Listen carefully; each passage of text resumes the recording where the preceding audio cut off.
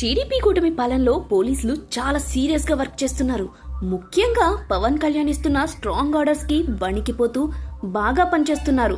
ఇటీవల Vijayawada special task force అతి తక్కువ సమయంలో తప్పిపోయిన మహిళలు బాలికలకు సంబంధించిన 18 కేసులను విజయవంతంగా సాల్వ్ చేసింది.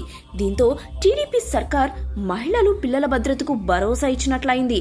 ఆంధ్రప్రదేశ్ ముఖ్యమంత్రి చంద్రబాబు నాయుడు, ఉప ముఖ్యమంత్రి పవన్ కళ్యాణ్, హోంమంత్రి అనితల కారణంగానే మిస్సింగ్ కేసులను సాల్వ్ చేయగలిగామని విజయవాడ నగర కార్యాలయ బృందం వెల్లడించింది.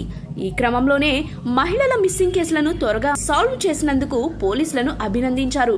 గత వైసీపీ ప్రభుత్వ హయాంలో 30,000 మంది మహిళలు, బాలికలు అదృశ్యమయ్యారని deputy CM Pawan Kalyan social మీడియాలో ఈ వార్తను పంచుకున్నారు.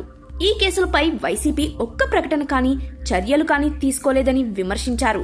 ఆంధ్రప్రదేశ్ లో శాంతి భద్రతలకు ప్రస్తుత ఎన్డీఏ ప్రభుత్వం కట్టుబడి ఉందని పవన్ కళ్యాణ్ ఉద్ఘాటించారు. ఈ కేసులను ఛేదించడంలో Vijayawada city police special task force అంకిత భావంతో పనిచేస్తుందని కొనియాడారు. మద్దతు అందించిన హోంమంత్రి అనితకు ధన్యవాదాలు తెలిపారు.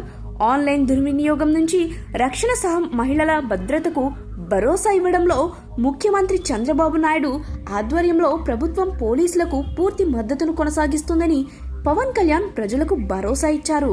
ఆంధ్రప్రదేశ్ పౌరులు చురుకుగా, అప్రమత్తంగా తమ కమ్యూనిటీలను సురక్షితంగా ఉంచడంలో పాలు పంచుకోవాలని ఆయన కోరారు.